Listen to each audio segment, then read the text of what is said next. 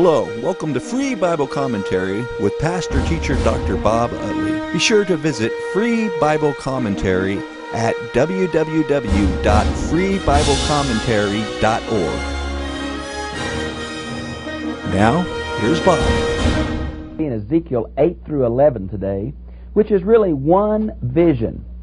A vision that has caused commentators great problems because Ezekiel is caught up from Babylon and transported to Jerusalem and sees some very detailed things, even as far as the particular names of some elders who are involved in the idolatry. It's about 14 months now from the date of chapter 1, verses 1 through 3. So about 14 months have elapsed. Ezekiel has gone through his many symbolic acts of laying on his side so many days for Israel and so many days for Judah. And now the elders of Judah. This book is very difficult, whether it's speaking about, when it says the elders of Israel, it seems to mean all the Jews. And when it says Judah, it seems to mean those of Judah. The distinction between the northern 10 tribes and the southern 2 tribes is somewhat blurred in Ezekiel, though it's still there in some passages. Now, there are going to be 4 examples of the terrible idolatry that's occurring in the city of Jerusalem.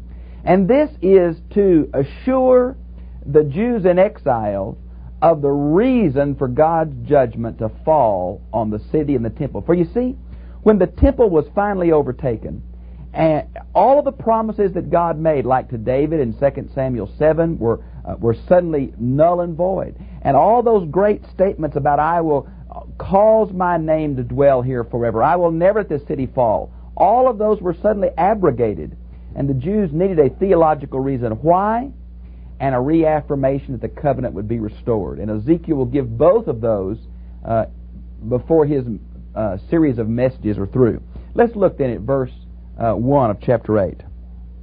Now it came about in the 6th year, on the 5th day of the 6th month, as I was sitting in the house with the elders of Judah sitting before me. Well, that shows something of the preeminence of this man. He was already listened to, and yet they didn't fully believe all that he said. Maybe they were trying to make excuses or rationales why this shouldn't happen. And Ezekiel is going to confirm. They're still planning on going home very soon. And Ezekiel says, no, that's not going to happen that way. And I looked, and behold, a likeness as the appearance of a man. Now here's this likeness again. It's not like a man, but as close as he can get is a man. And so it's going to be a repeat of some of this visionary language that says, I just can't really tell you what I saw, but boy, it was really something. From his loins downward there was the appearance of fire, and from his loins upward the appearance of brightness, like the appearance of glowing metal. This is very much like chapter 1, 26 and 27. It's the appearance of God himself in chapter 1. This seems to be more of an angelic messenger, and yet the brightness of the glory of God is still there. Now, and he stretched out a form of a hand. It's not a real hand, but as close as he can get, okay? And caught me by the lock of the head. That's the only place in the Bible a prophet is caught up by the lock of the head. And the Spirit lifted me up between heaven and earth and brought me in visions of God to Jerusalem. Now, his predictions are so specific of what's happening in the temple area and the people involved that some say he was actually taken there physically. I don't know if it's a vision or he was literally transported. I just don't know. But whatever it was done by God. Now, notice where it mentions them, to the entrance of the north gate. Now, if you look at it in verse 5, the north gate and the altar gate are the same thing. It seems to be the new entrance that was built as a royal entrance for the king to come from his palace to the temple. So it was a very important entrance. It was also the place where sacrifices were killed. And you might want to see Leviticus 1:11. Very predominant gate, okay? Of the inner court. Now, he's not in the outer court. He's where the priests were. And where the seat of the idol of jealousy, which provokes jealousy, was located. Now, what in the world is that? Well, obviously, it was an image of something. Now, some have said it was a image of one of these gods that are going to be mentioned. Some say it's the image of Astarte or Astaroth that is mentioned in the parts of Kings, 2 Kings 21:7, and even down as far as the time of Josiah, 2 Kings 23:6. Exactly what image it was, we're not sure. but it was obviously an idolatrous image right there in the middle of Yahweh's temple. And it says the temple of jealousy. Jealousy means to acquire things, and whether it's a fertility idea or a materialistic idea, I'm not sure.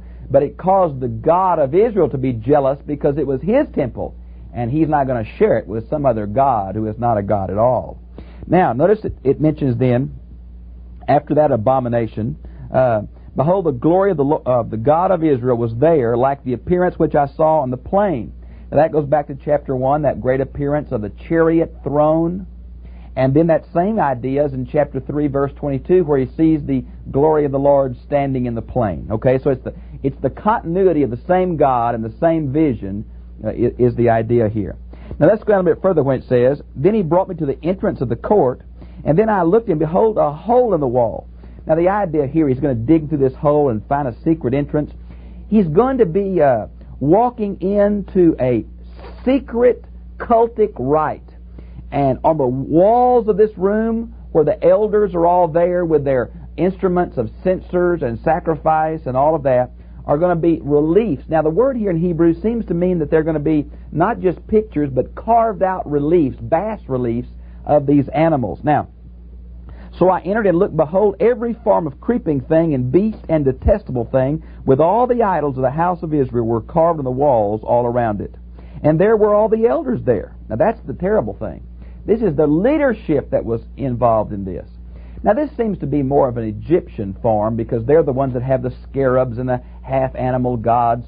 It reminds you a whole lot of Romans chapter 1, where it says they turned the image of God into the form of snakes and birds and fish.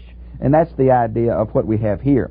Some have said if the idol of jealousy is Astarte, that's Canaanite, and this one seems to be Egyptian, and a little bit later the next one is going to be Babylonian. Notice where it says, and standing in front of them were 70 elders. Now 70 is the number of organization. It's a round number, and it would simply mean most of the elders. Not every one of them, but most of them were participating. And notice one of them is named. Now this name occurs several times, but this is the one who is the son of Shaphan, and he was a leader he was a Secretary of State under Josiah. So it shows how far even these godly families have come. Well, it's been a terrible slide to idolatry.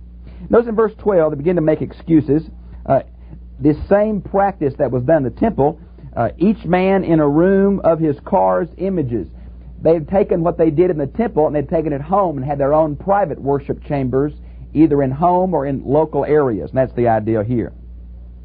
For they say, the Lord does not see us, the Lord has forsaken the land. Now they say is a recurrent theme of Ezekiel. He's answering all the supposed questions, or he's at least revealing the inner thoughts of these people as they thought about the religious practices of their day. You might want to write these down.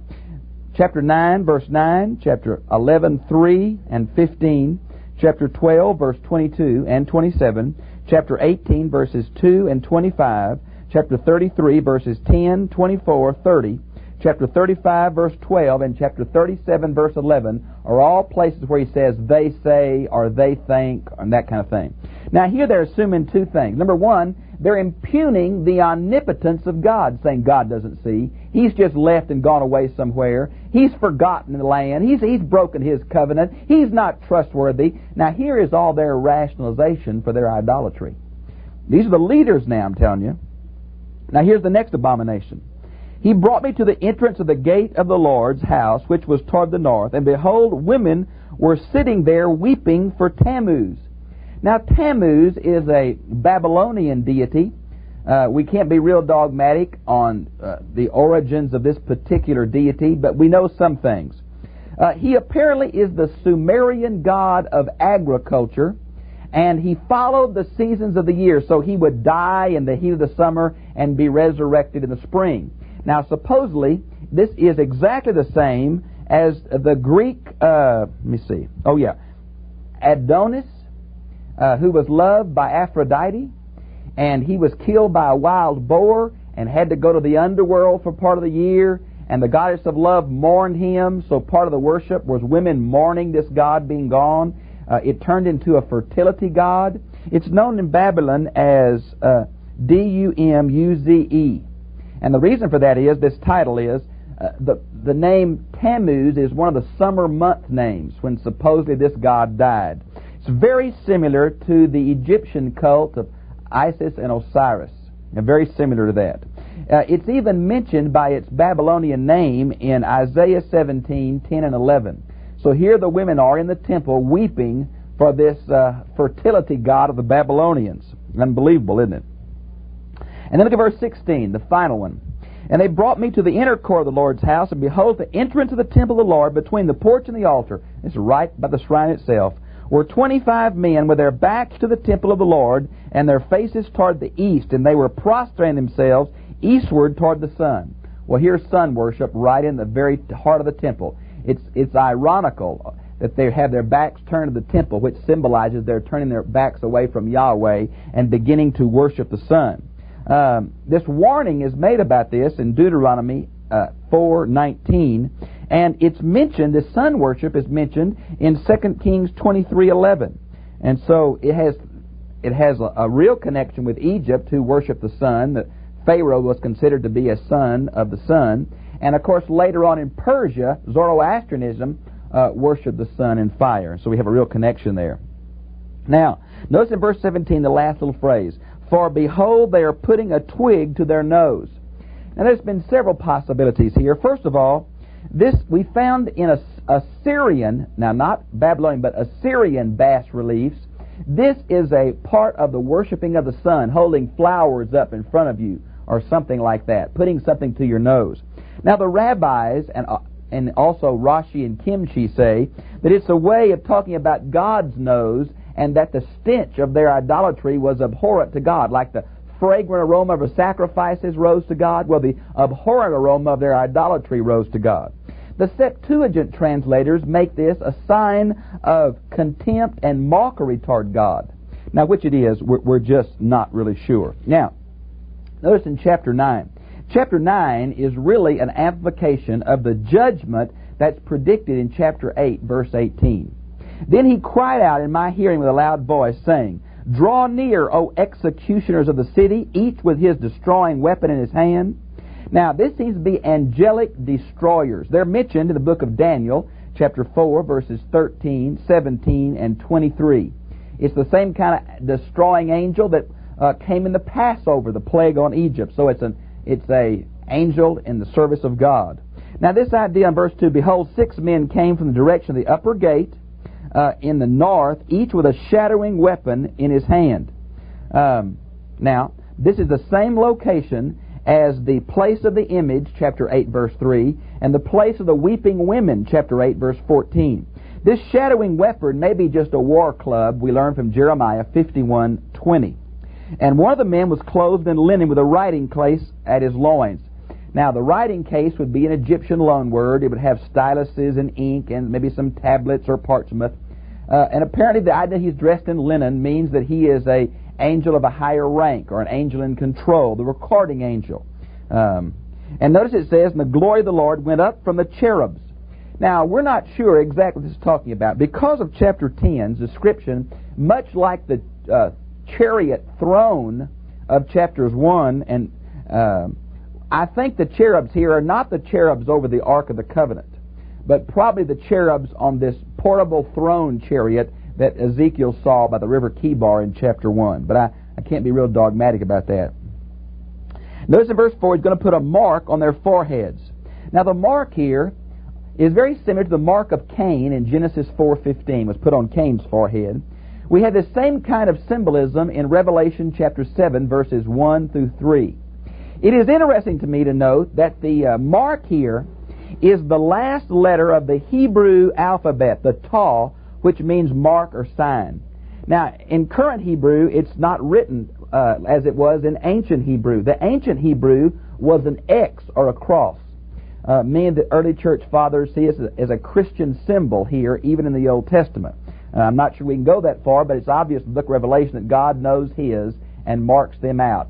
Judgment was not indiscriminate, but discriminate. And I think that's important that we know there were some faithful people left, though not many of them. And notice in verse 6 it says, so they started with the elders who were before the temple. Now you might want to see 1 Peter 4:17. Those who have great opportunity, those who have great light, also have great responsibility. Judgment begins with the household of God. It begins here with the priest. That is obvious. And there, in verse 8, the prophet gets concerned because everybody is dying. There are not many with the mark on them, and he's afraid the whole promise to Israel will be wiped out. And so he prays for them here, as he does again in chapter 11, verse 13. The severity of the angel is seen here, the soft heart of the prophet. Underneath that hard exterior, you see him pleading for his people. He had a love for them that the other prophets did not have. That other false prophets, I mean. Now notice where it says, but as for me, my eyes will have no pity, nor shall I spare, but I will bring their conduct upon their heads. You might want to see chapter 8, verse 27. Now, notice in verse 10. Then I looked, and behold, the expanse was over their heads of the cherubim. Now here's the description again of this portable chariot throne. We saw it in chapter 1, verses 13 through 25. It's going to be repeated here almost exactly, but with a few variations. Notice it mentions the cloud of glory in verse 3. This is the Shekinah cloud that was present at the Exodus, present at the dedication of Solomon's temple, present at the tabernacle. I think it's the cloud that God spoke out of at Jesus' baptism and the Mount of Transfiguration. It's also the cloud that caught him up from the Mount of Olives. It's the cloud that's going to bring him back. It's the same cloud that the Son of Man, which is Jesus, rode before the Ancient of Days in Daniel 7:13. It's the cloud of glory. The temple was filled with it. Look at verse 4. Now, beginning in verse 6, we start calling these figures cherubim. Now, I hadn't called them cherubim before. Why?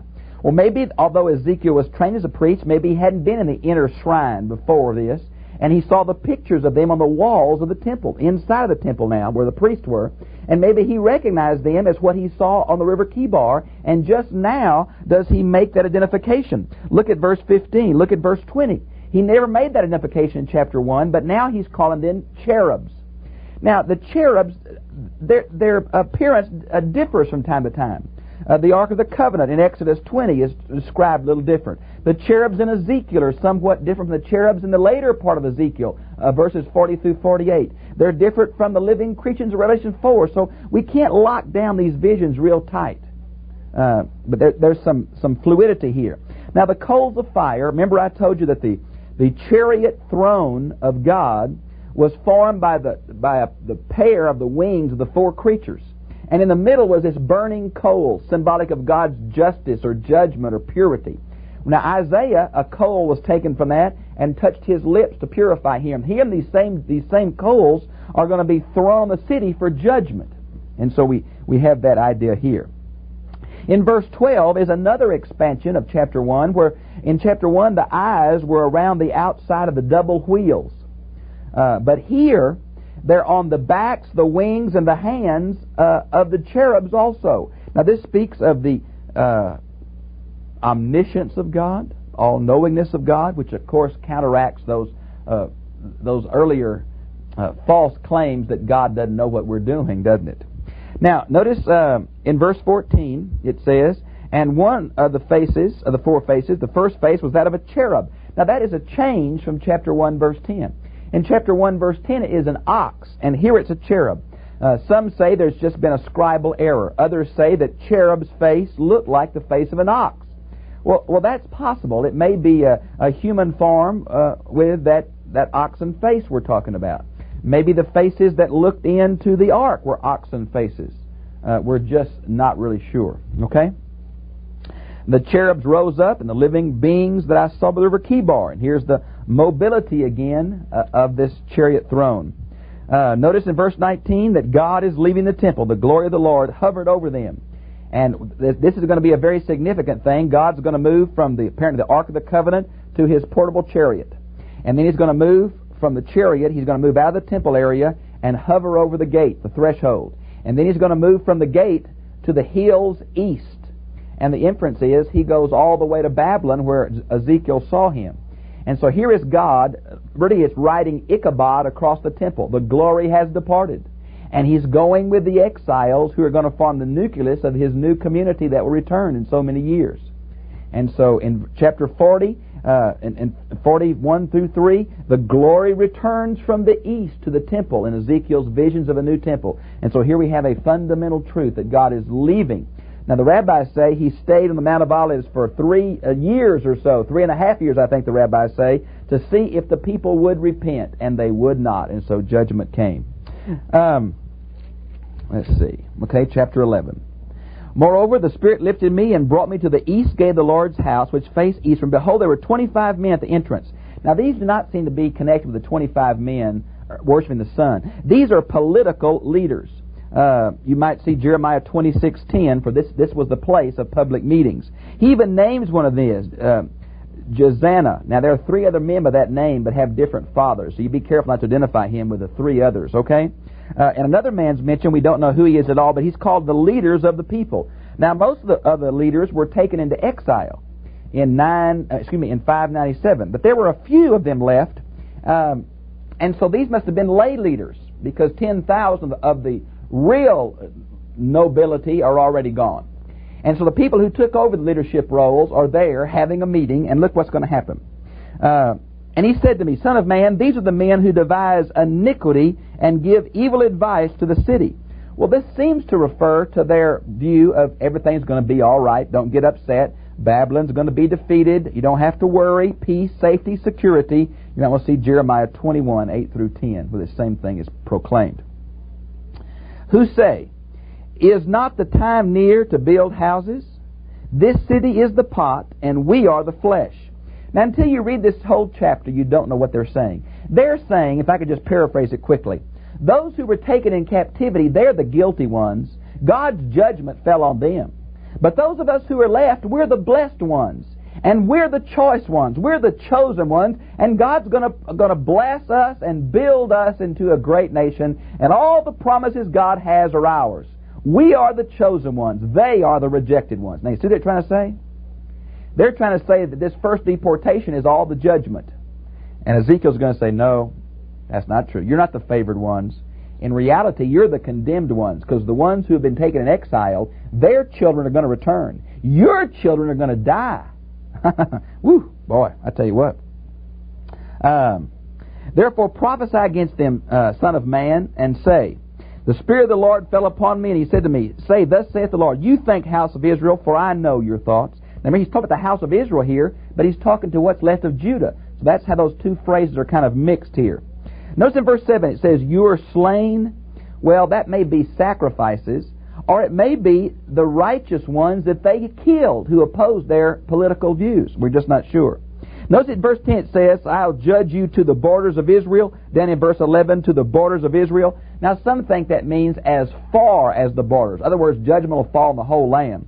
But I really think it refers to 2 Kings 25, 18 through 21, where Zedekiah tried to flee out of the city and escape and got caught and was taken to Nebuchadnezzar II at Riblah, and his eyes were put out. That's what I think it's really referring to.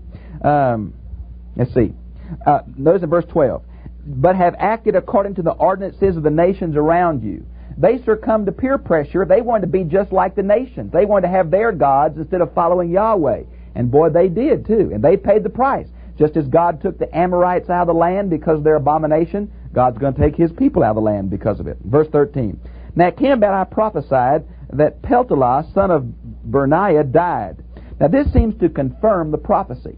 Now when Jeremiah told them, Ezekiel told this back in Babylon, the word of this man's death had not reached them yet. But when it did reach them, it was another sign this was a true prophet of God. Now, notice it says in verse 14, Go far from the Lord, this land has been given to us as a possession. Now that's related to verse 3. And it seems to be them saying, well, God, your judgment fall on those exiles.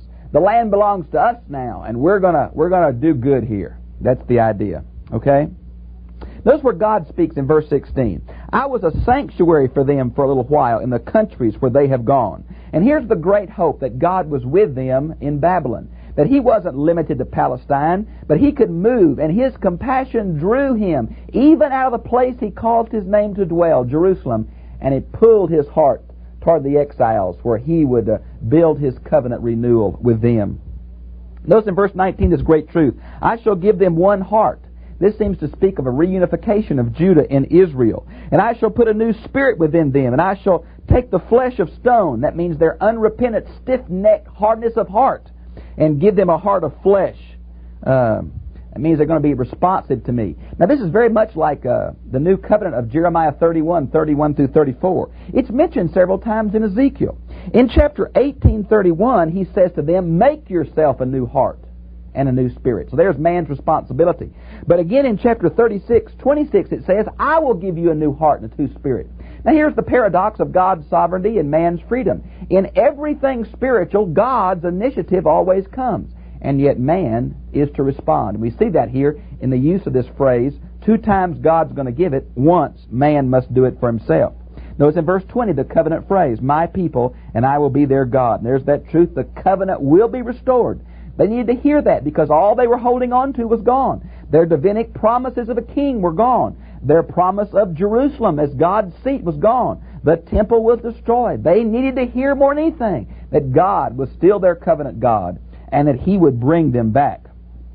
Now, verse 22 and 23 is the idea again of God's glory leaving the temple and moving east to the mountains, and the inference is He'll move farther than that. And then verse 25, we pick up chapter 8, verse 1. When the vision is over, He goes back and explains all that He saw in detail to those elders of Judah who were sitting in His house in chapter 8, verse 1. How long the vision took, whether it was momentary, or whether it was hours or days, we just don't know. But He recorded all of it to those elders so they would know what was going to happen. You see, those people in exile were still trusting in the temple. They were still trusting in Jerusalem. And both Jeremiah and Ezekiel had to say, whoa now, God has abrogated the covenant. He's going to start all over. The temple will be destroyed. The city will fall. Don't trust in the city. Don't trust in the temple. Trust in God. And here's the beginning of the individual responsibility that's so characteristic of the New Testament. It begins in Jeremiah and Ezekiel. It's amplified in the New Testament. There's still a corporate responsibility, yes, but the individual becomes the focus, and we see it here beginning in this as the cultic aspect is put down, and the individual aspect of faith is lifted up as the mark on the forehead shows. Well, I've enjoyed being with you, and I'll see you again, same time, same place next week.